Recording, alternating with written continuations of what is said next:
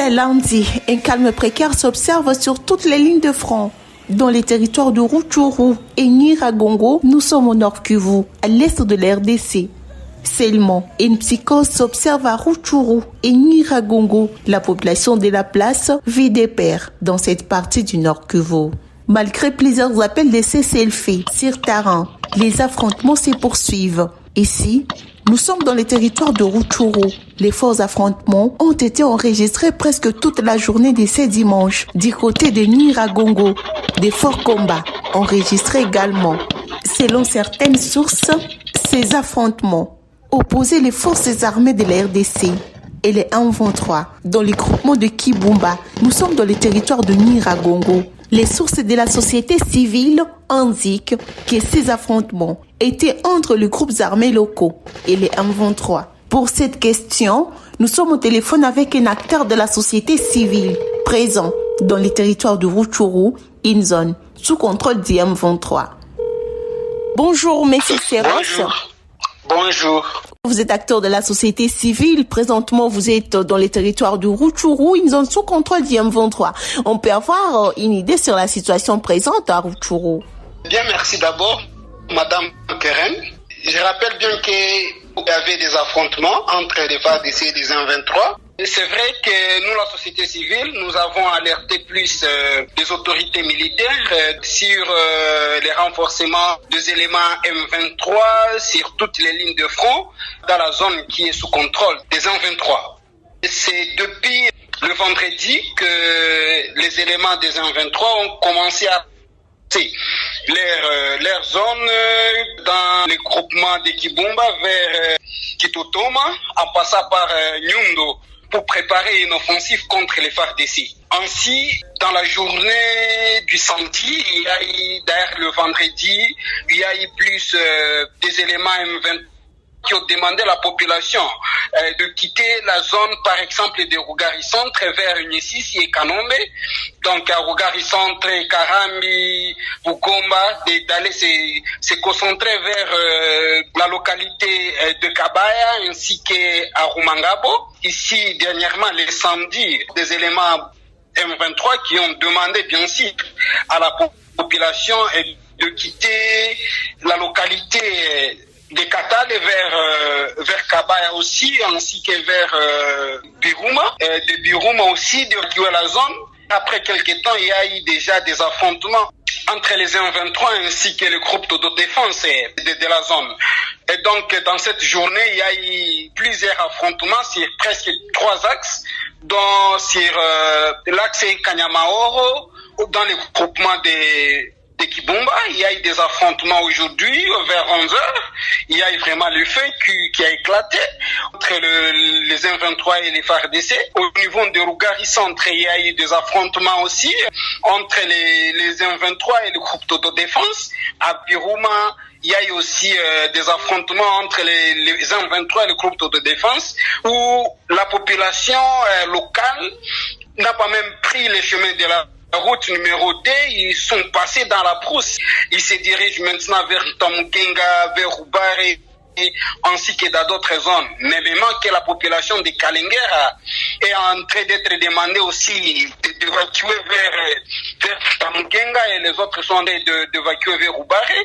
Mais c'est Serros, vous êtes présentement dans les territoires de Rutshuru. Toutes ces zones sont sous contrôle du M23. Mais exactement, toutes les zones là sont sous contrôle des M23 parce que les M23 ont déjà vraiment récupéré, toutes ces zones là. Et donc, ici, on est vraiment sous contrôle, sous le gouvernement du M23. Et donc, nous, même la population, on ne sait pas vraiment ce qui est en train de se préparer du côté des M23 en demandant à la population d'aller se concentrer au niveau de Kabaya. On trouve ça un peu compliqué. On ne peut pas avoir confiance avec les M23. Et ça nous inquiète plus, nous, la société civile de la place. Monsieur Serros, vous êtes présentement dans les territoires de Rutshuru.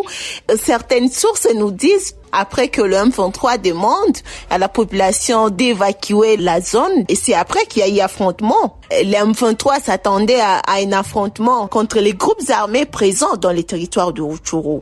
Bien oui. Donc, il peut y avoir eu des coups de fil. Soit des informations concernant le groupe d'autodéfense qui pouvaient venir les attaquer. Merci d'abord Madame Keren Bureau pour votre inquiétude face à notre territoire qui est sous contrôle des M23. Je rappelle bien que nous avons 7 groupements et que dans les 7 groupements, presque tous les groupements sont occupés, sauf le groupement de Binza, une partie n'est pas encore occupée, ainsi que dans le groupement de Bukoma, là une partie est occupée. Mais d'autres groupements restants du chefferie de Boucha sont tous occupés par les éléments M23 ainsi que quelques groupements au niveau de la chefferie de Buito. Et la situation actuelle que nous sommes en train de traverser, si je vais dire avec précision, la situation sécuritaire n'est pas tout à fait bonne parce qu'il y a un temps, nous avions vécu ici, on n'avait pas eu des affrontements entre les groupes d'autodéfense et les M23, entre les FARDC et consorts. Mais c'est dans la journée où nous avons attendu des alertes sécuritaires venues partout. Et d'ailleurs, nous, la société civile, nous avions alerté les autorités. Depuis vendredi, il y a eu un renforcement des éléments M23 ainsi que des munitions au niveau des Totoma, en passant par Nyundo. Nous, on avait déjà alerté sur ça. Et c'est depuis le même jour du vendredi que les gens 23 ont commencé à demander à la population de Rougari Centre de quitter la zone avant 12 heures, de quitter la zone pour se diriger vers Imesisi. C'est dans les collines, d'aller vers Ekanombe dans le groupement de Kisigari. Et après environ 1 heure, vers 14 heures, il y a eu des affrontements entre le groupe d'autodéfense et les M23. Vous trouvez que la situation actuelle n'est pas assez bonne. Si je rappelle très bien, ce sont des localités qui se trouvent au long de la route numéro 2 sur l'axe Kiwanja Goma. Et si je précise très bien que dans mon introduction, j'ai bien dit qu'il y avait vraiment un peu de calme sur les lignes de front, mais aujourd'hui, il y a eu des affrontements. À Kanyamaro, il y a eu des affrontements entre les FARDC ainsi que les M23. Au niveau de Rougari Centre, mais même il y a eu des affrontements entre les M23 ainsi que les groupes d'autodéfense. Et au niveau de Biroum aussi, il y a eu des affrontements entre les M23 face aux groupes d'autodéfense. Il y a vraiment plus de créditement des balles. On sait pas comment ça va continuer, parce que la population continue toujours à nous alerter. Peut-être que la situation peut continuer à être plus en plus compliquée. Pour nous, la société civile, nous demandons de plus aux autorités militaires FARDC de faire une offensive sans repos pour permettre que ces hostilités puissent au moins continuer et prendre fin. On vit sous peur. Merci Seros. Je rappelle que vous êtes acteur de la société civile. Vous êtes présentement dans les territoires de Rutshuru, une zone sous occupation du M23. Vous êtes dans la zone, vous vivez la réalité du terrain. Vous pouvez avoir un message clair aux autorités congolaises. Nous rappelons plus aux autorités militaires de garder plus de vigilance, parce que avec les éléments M23 sont en train de vouloir déborder et passer par Roussayo pour récupérer la zone Mugunga, Sake et autres là-bas. Là, c'est dans le territoire de Massissi. Exactement, ainsi que nous demandons aussi que les éléments FARDC puissent renforcer vraiment sans arrêt les affrontements pour voir si ils peuvent vraiment libérer la population.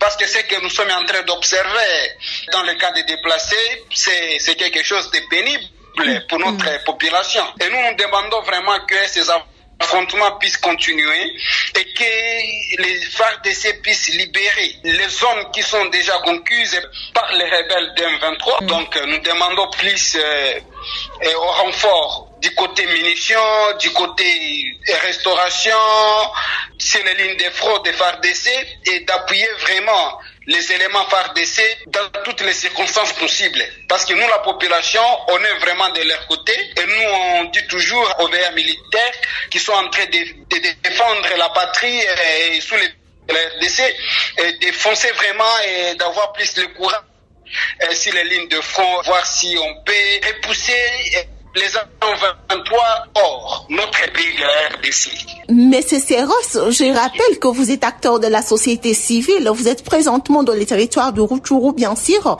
une zone sous contrôle du M23. Merci pour toutes ces précisions, Monsieur Serros.